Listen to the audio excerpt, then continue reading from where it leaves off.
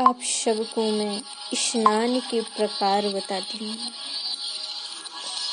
जो भागवत का नाम लेकर स्नान करे, कितने प्रकार के, कैसे स्नान, कितने समय, क्या।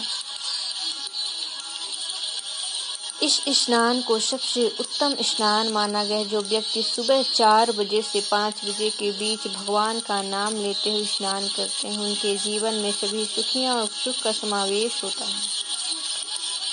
4 से 5 बजे के बीच मॉर्निंग में, भोर में, यानी सुबह में जो 4 से 5 के बीच स्नान करता है, ये ब्रह्मा स्नान है।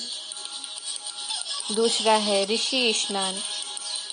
बाहर मूर्तियों में आकाश के तारे दिखते हैं हो और नहा ले, यह ऋषि स्नान है। इसे करने वाले की बुद्धि बड़ी तेजस्वी होती है। देव स्नान। यह स्नान ठीक सूर्योदय के बाद सुबह 5 से 6 बजे के बीच किया जाता है। यह स्नान करते समय विभिन्न नदियों के नामों का जप किया जाता है और इसके अलावा इस स्नान में विभिन्न मंत्रों का भी जप किया जाता है। मानव स्नान।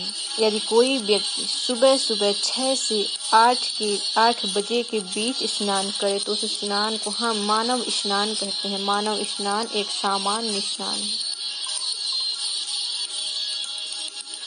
जो 6 से 8 के बीच स्नान करे वो मानव स्नान है। दानव स्नान। 8 बजे के बाद स्नान को धर्म में निषेध माना गया है।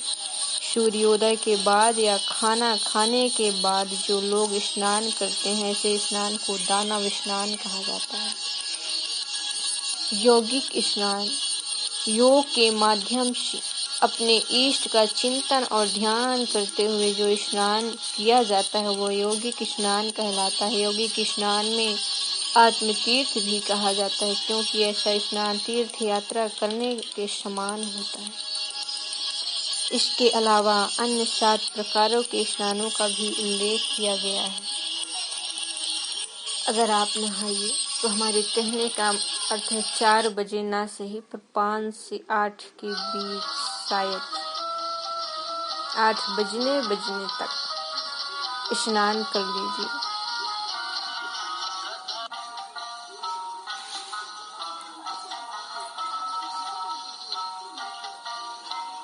आपको अगर अपने को शुद्ध बनाना है तो अपने गुरु मंत्र का जप करते हुए स्नान कीजिए। उस गुरु मंत्र का निरंतर जप करते रहिए। भौम स्नान। शरीर को पवित्र मिट्टी स्पर्श करा के शुद्ध मान लीजिए। अग्नि स्नान। मंत्र जपते हुए सारे शरीर को भस्म लगा लीजिए। वाव्यम स्नान। गाय के चरणों की धूल लगा ली, वह भी पवित्र बना देती है। गाय के पैरों की धूल से ललाट पर तिलक करके काम धंधे पर जाएं तो सफलता मिलती है, अथवा कोई काम अटका है तो वह अटक बहुत मिल जाती है। दिव्य स्नान। सूरज निकला हो और बरसात हो रही हो, उस समय सूर्य किरणों में बरसात की बूंदों से स्नान कीजिए। आपके सारे पाप ताप सब नष्ट हो जाएंगे, जो भी आप पाप किए हैं। वरुण स्नान। जल में डुबकी लगाकर नहाना, इसको वरुण स्नान बोलते हैं। घर में वरुण स्नान माने पानी से नहा स्नान करना। मानसिक स्नान। मैं आत्मा हूँ, चैतन्य हूँ। ओम ओम ओम ओम नमो भगवते वासुदेवाय नमः। पंच भौतिक शरीर में मैं नहीं, बदलने वाले मन को मैं जानता हूँ। बुद्धि के निर्णय बदलते हैं, भाव भी बदलते हैं, ये सब बदलने वाले हैं। उनको जानने वाला मैं अवदल आत्मा हूँ। ओम ओम परमात्मने नमः। ओम ओम। इस प्रकार आत्मचिंतन करने को बोलते हैं मानसिक स्नान।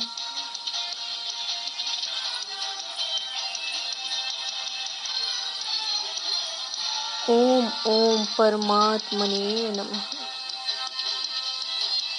अगर आज देखा जाए तो शहरों में नहाने का समय नहीं रह गया। जब चाहे जब टाइम पाए तभी नहा लिए, भोजन करने या भोजन के पहले, जब उन्हें टाइम मिले। शास्त्रों में हर किसी के लिए नहाने का सही समय निर्धारित किया गया है। ना सही 4 बजे। ठंडी के सीजन में ज़्यादा कोई 4-5 बजे नहीं नहा पाते, 6 बजे। कई लोग हैं स्नान भी नहीं कर पाते। तो 5 से लेकर 8 बजे के बीच यानी भोजन ना किए हो उसके पहले स्नान करें।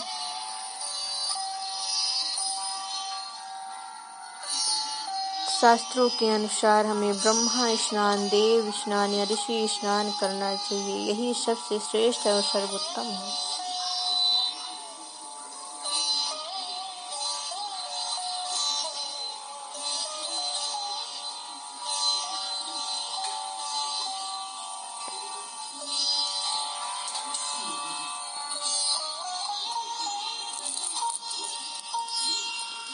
भगवान श्री कृष्ण के वैसे तो कई सखा अर्थात मित्र या दोस्त थे, लेकिन बचपन में कुछ खास सखा इन बाल सखाओं और सखियों के साथ श्री कृष्ण ने अपना बचपन गुजारा था। लगभग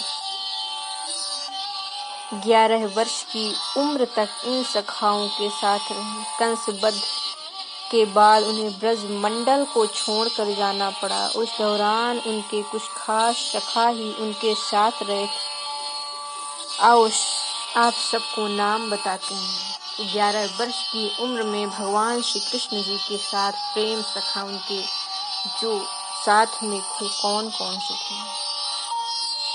श्री कृष्ण का सखा उद्धव, सुदामा, श्री रामा, मधुमंगल, सुबाहु, सुबल, भद्र, सुभद्र, मणिभद्र, भोज, तोक कृष्ण, बरु, थप, मधुकंड, विशाल, रसाल, मरकंद, सदानंद, चंद्रहास, बकुल, शारद, बुद्ध प्रकाश आदि थे। ये उनके बाल सखा बहुत करीब थे। बाल सखियां कौन थी? ब्रह्मा वैवर्त पुराण के अनुसार सखियों के नाम इस तरह से हैं जो उनके साथ कंस के बल के बाद रहती थी। चंद्रावती, श्यामा, शैव्या, पद्या, राधा, ललिता, विशाखा तथा भद्रा। कुछ जगह ये नाम इस प्रकार हैं: चित्रा, सुदेवी, ललिता, विशाखा, चंपकलता, तुंग विद्या, इंदुलेखा, रंग देवी और सुदेवी। कुछ जगह पर ललिता, विशाखा, चंपकला, चित्रा देवी, तुंग विद्या, इंदुलेखा, रंग देवी और प्रतिमा मनेली। इनमें से कुछ नामों में अंतर है। विजयते जय जय श्री राधे श्याम। जब भगवान श्री कृष्ण कहीं जाते तो इतने सखाओं एवं सखियों को साथ लेकर जाया करते थे। ये उनके करीबी सखी सखाएं थी जो साथ में हमेशा रहे।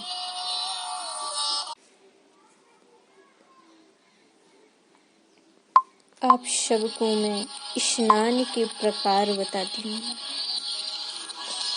जो भागवत का नाम लेकर स्नान करे, कितने प्रकार के, कैसे स्नान, कितने समय, क्या।